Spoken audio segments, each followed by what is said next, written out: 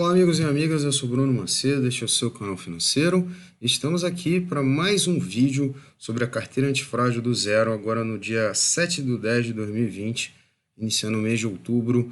Vamos aí prosseguir com a nossa empreitada, que para aqueles que nunca viram nenhum vídeo do canal a respeito, é uma carteira onde eu aporto R$ 200 mensais, para a gente seguir os princípios de antifragilidade, estratégia Barbell, né, dos feios e contrapesos, a lógica do Taleb e toda a estrutura de ergodicidade, ou seja, de resistência à ruína, né? Nós montamos uma carteira que a ideia é que ela se preserve das grandes perdas, né, que é o que mata a maioria dos investimentos, né? Muitos se preocupam em grandes valorizações, outros até se preocupam com pequenas perdas e pequenos ganhos, mas o que mata mesmo uma carteira são as grandes perdas, que é o que essa carteira que nós estamos montando visa evitar. Como todos já devem saber que acompanham o quadro, utilizamos a corretora Clear e nos episódios anteriores nós fizemos algumas comprinhas. Vou fazer login e mostrar para os colegas. Então, como eu ia dizendo, nos vídeos anteriores aí da carteira, nós compramos ações da Tietê, da Sanepar e do Bradesco, além de títulos do Tesouro Selic para compor aqui a nossa carteira, e também tem alguns dividendos aqui provisionados decorrentes de ativos que eu já tinha colocado em carteira antes, né? Porque eu tive que zerar minha posição aqui na Clear.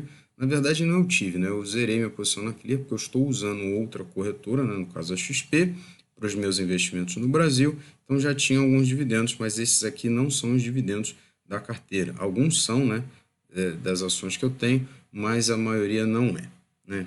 Isso é um detalhe só para esclarecer para os colegas.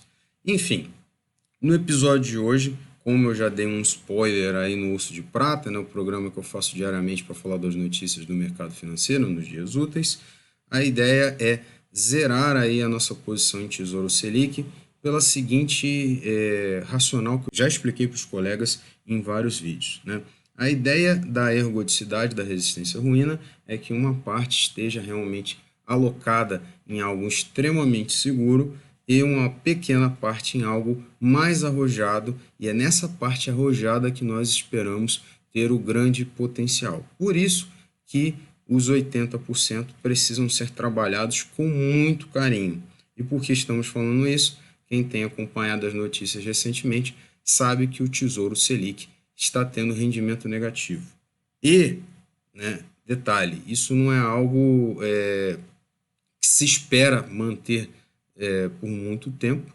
Muitos até dizem que a curva de juros tende a ser corrigida pelo governo, que a situação está insustentável, mas fato é que não há nenhuma sinalização de alta dos juros, né? A gente não sabe quando isso pode alocar e não faz sentido nenhum deixar uma reserva em algo associado ao risco Brasil, que é o Tesouro Selic, é o risco do nosso governo, que claramente está mantendo os juros baixos de forma artificial, né? Juros a 2% no Brasil é algo totalmente inviável. Qualquer analista mais gabaritado do que eu pode falar isso para os colegas, né?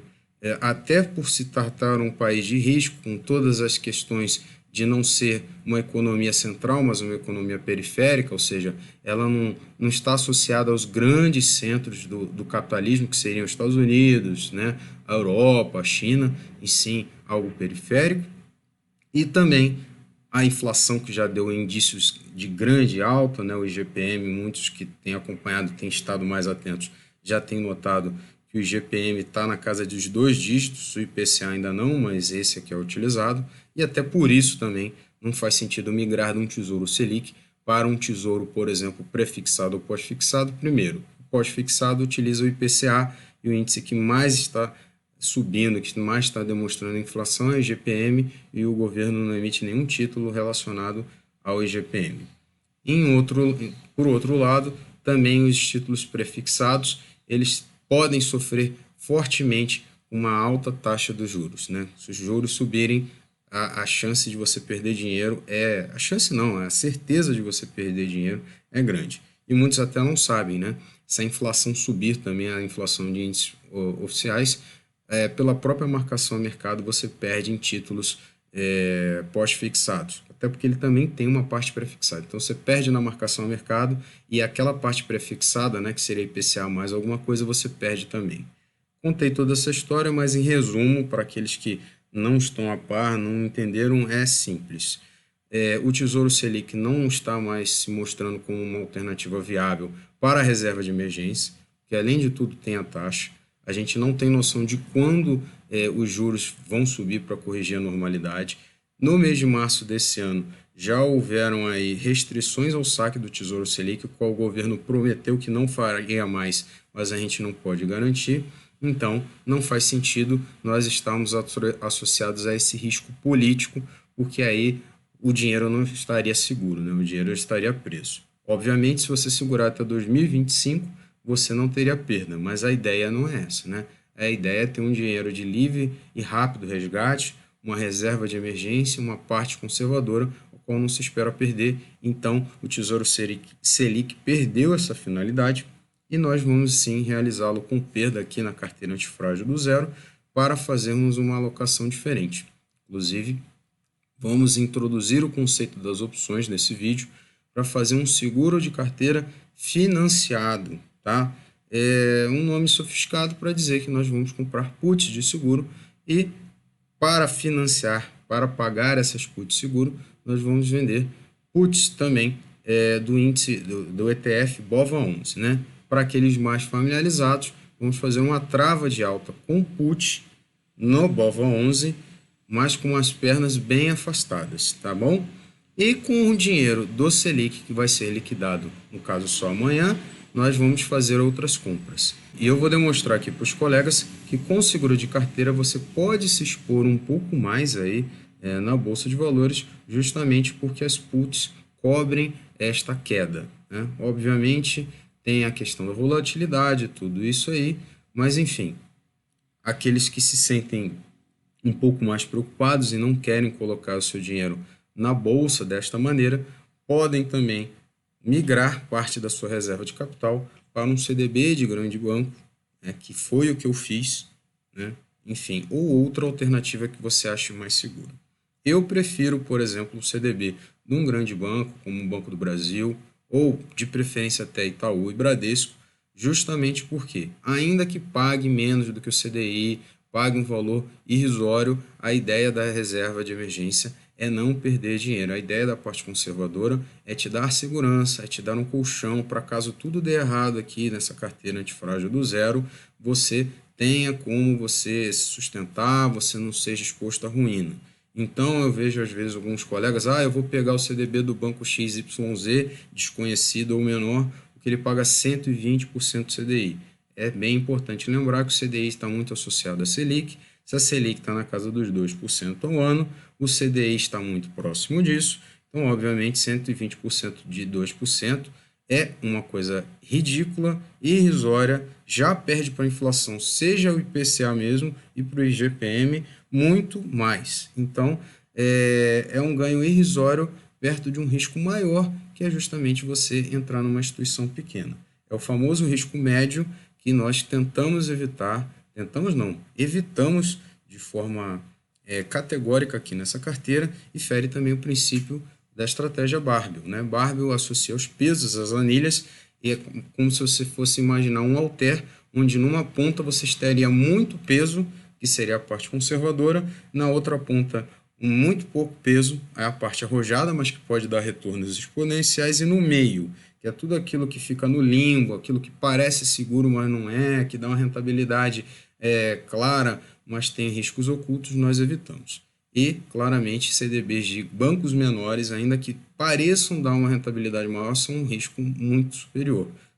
CDBs de bancos como esse nós evitamos, debentures, né, rendas fixas sofisticadas de crédito privado, que muitas vezes estão associados a riscos da empresa. Por exemplo, debêntures do JH, né, está vendendo o título de uma empresa promissora, mas você está com o título de uma empresa promissora, não de uma certeza. Enfim, evitamos tudo isso aqui na nossa carteira antifrágil do zero.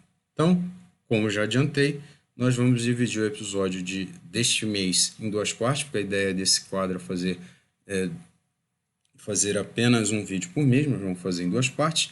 Hoje nós vamos montar o seguro financiado e amanhã nós vamos pegar, ou amanhã, ou assim que tiver a liquidação dos títulos do Tesouro Selic, faremos mais compras de ativos, né, levando em consideração tudo isso que nós falamos.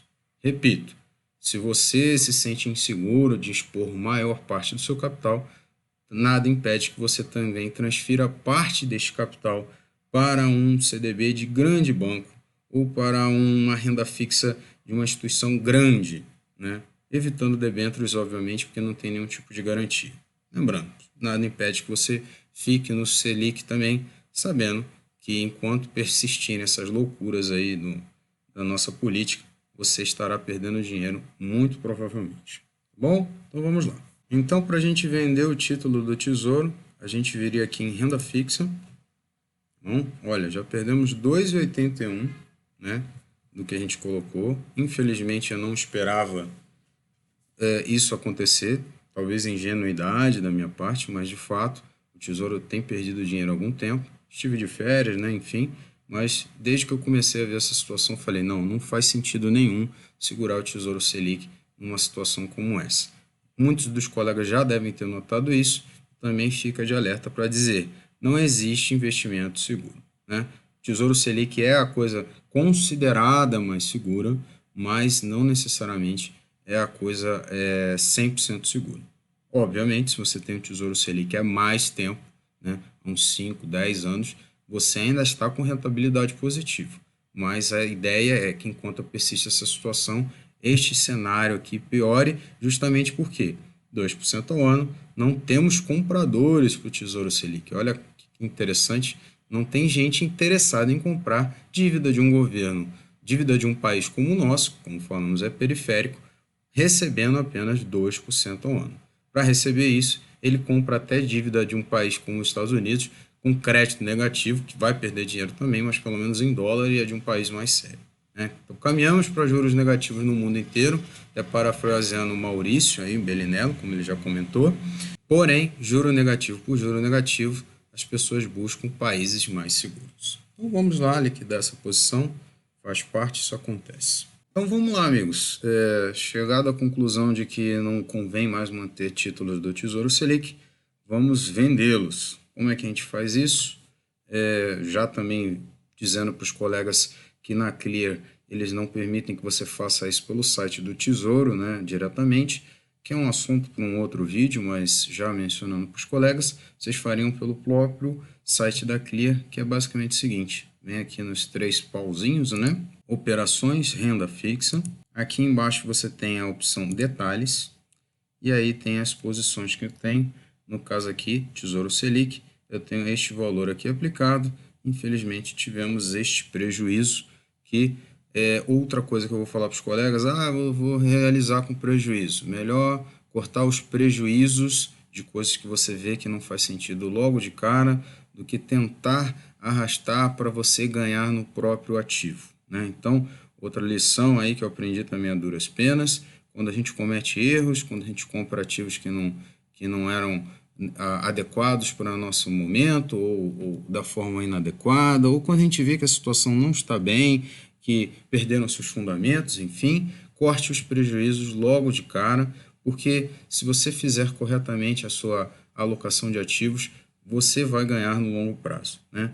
E deixe os ganhos fluir também, né? Se o seu ativo está rendendo, está rentabilizando, não tem por que também entrar no desespero de cortar. Existe o dito que fala que lucro bom é no bolso, mas existe também a possibilidade de você fazer realizações parciais. Então, conforme vierem situações lucrativas, você pode ir tirando parte da posição, mas nunca toda, né? É sempre bom deixar alguma parte lá que continua subindo, né? Não é porque algo subiu demais, é que não possa subir mais. Da mesma forma, se entendeu errado, né? De forma oposta, se entendeu errado, simplesmente corte logo de uma vez. E é o que nós faremos aqui no Tesouro Selic, né? Vamos cortar o mal pela raiz. Então eu clico em resgatar, ele vai perguntar a quantidade, né? Se não me engano é 002, é isso aí, este é o valor líquido que vai receber, então teve aí uma perda de quase R$3, não chega a isso, né? mas faz parte. Vou digitar a minha assinatura eletrônica, vou apertar em resgatar e aí tudo certo. Espera aí que eu vou fazer isso e a gente já passa para frente. Fiz aqui, ele apareceu uma mensagem, minha ordem foi enviada com sucesso, né? Não apareceu aqui, mas amanhã esse valor já vai estar líquido na minha conta. Lembrando que como foi prejuízo, não há imposto a pagar, então esses 2,81 aqui é o máximo que nós vamos perder nessa operação. Faz parte, né? No longo do caminho, nem sempre ganharemos, vamos dizer assim.